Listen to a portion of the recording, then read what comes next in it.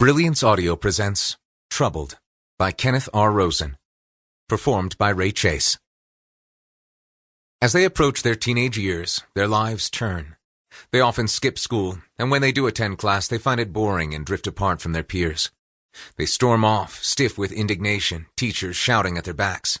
They gravitate toward a group much older than themselves, more jaded. They meet people who see the world in the same weary way. Nothing matters. It is what it is. As in school, they find boredom at home. Their parents are overbearing, their homes stifling. They want to live, but everything hinders their very existence. They see in their parents' lives something they can never replicate and do not want: safety, security, money, rules. Because of these feelings, they invariably come in contact with the police, for truancy, for drug or alcohol possession, for stoking commotion at home. Or they call the police on their own because they hate their lives at home and want to be taken someplace else. Some return to those parents, to those four walls of misery. Others are charged with criminal mischief or juvenile delinquency, but it never amounts to real criminal charges. Their actions are minor hiccups, the authorities say, and they are placed in an off-the-books corrections program to get them back on track. But the children and the authority figures in their lives have very different conceptions of where that track is leading.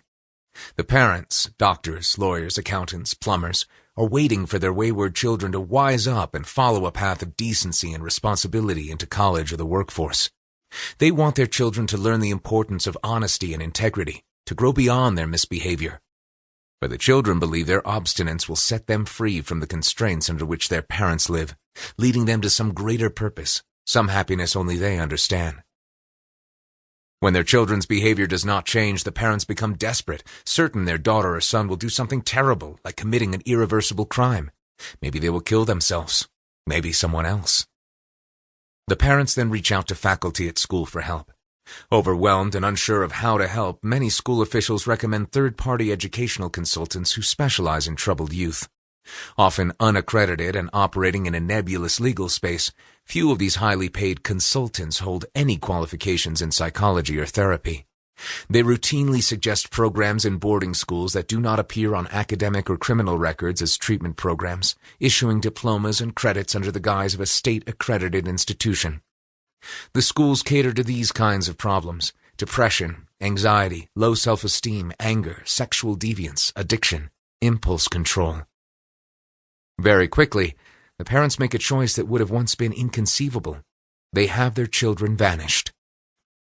Sometimes in the middle of the night, sometimes through trickery or bribes, the parents force their children into a therapeutic program far away from home, enrolling them in a short-term solution with lasting, mostly negative effects. These programs would indeed imbue the children with something long-term, but it would not be a correction. These teens and their problems are everywhere, in every town and every state across this country. Many years ago, I was one of them.